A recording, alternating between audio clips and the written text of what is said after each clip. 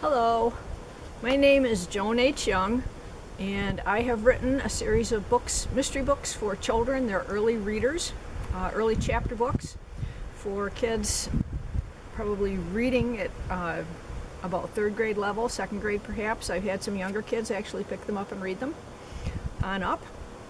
So the first book in the series is called The Secret Cellar.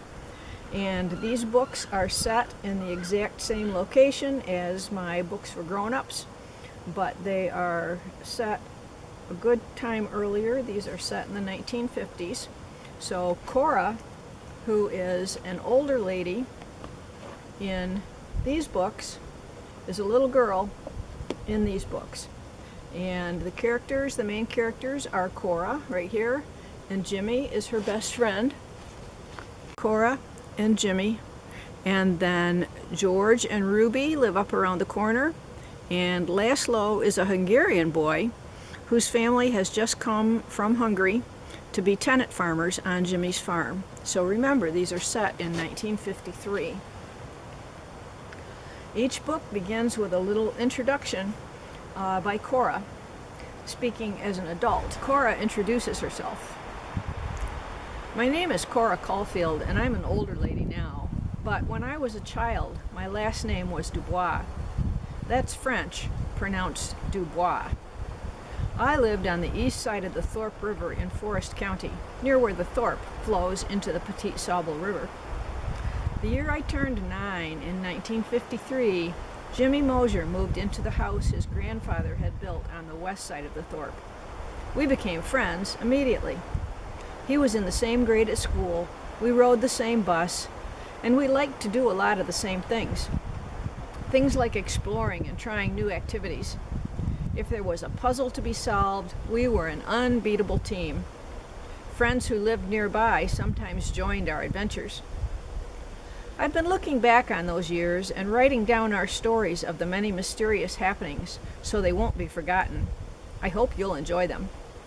Our first big success at solving a mystery was just after school let out for the summer that year.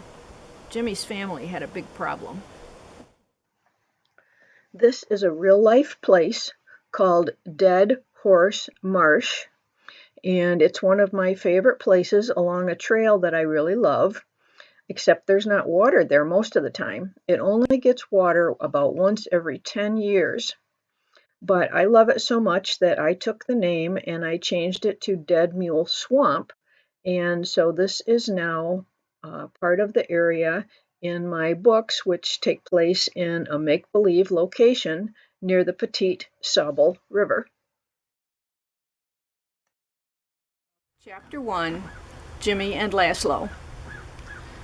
Jimmy Mosier frowned as he pushed his bicycle slowly through the dirt.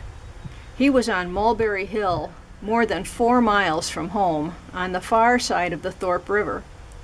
A few minutes ago, he'd ridden over a sharp rock. The back tire popped and hissed. It went completely flat in 2 seconds.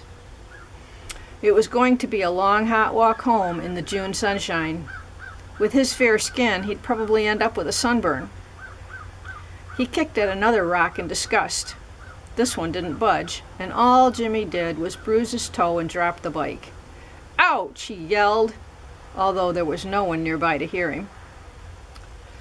Yanking the bike upright from the dusty ground, he continued shouting aloud, "Great! Summer vacation just started, and now my tire is ruined. Where am I going to get the money for a new one?" Behind him, a vehicle approached, coughing and banging loudly. He turned to see his neighbor's rusty and battered truck bouncing toward him, with a brown dust cloud billowing around it. The truck stopped with squealing brakes beside the boy, who sneezed as the dust swirled and settled. "Put the bike in back, Jimmy boy! Hudge vudge!" Mr. Zepp called cheerfully. "Laszlo, help!" From the bed of the pickup, Laszlo jumped to the ground. The neighbor's son was younger than Jimmy and small, but he was stocky and strong.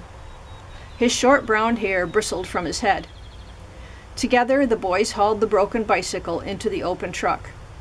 They grinned at each other and sat down with their backs against the cab. Laszlo banged on the metal. "All set, Appa," he called, and the truck started moving.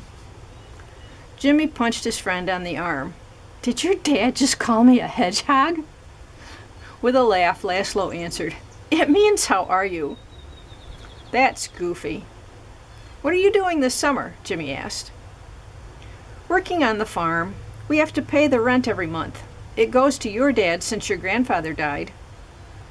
"But why do you have to work? Don't your parents make enough money?" "We all have to help. Appa and Anya, that's my father and mother, want to have enough so we can buy our own farm in a couple of years," Laszlo said. "Yeah, but if you buy your own farm, you'll move away," Jimmy replied in a glum tone. "Maybe your mother and sisters shouldn't work so hard." "We don't mind. Anya and Margit make pies and jam to sell. I'm raising chickens this year. Even baby Aniko is old enough that she can help pull weeds in the garden. We worked much harder when we lived in Hungary, and life was not so good there. I remember only a little. Appa says the government was very bad and we had to leave. I'm glad we did." "Me too," Jimmy agreed. The boys stopped talking. It was difficult to be heard over the rattling and squeaking of the old truck. "Hey, Mr. Zepp," Jimmy yelled when the truck turned left at East South River Road. He turned around and banged on the back window of the cab. "The bridge is closed for repairs. I rode my bike over it okay, but you'll have to drive the truck around the long way." "Not to worry, boys." The truck didn't slow down even a little bit.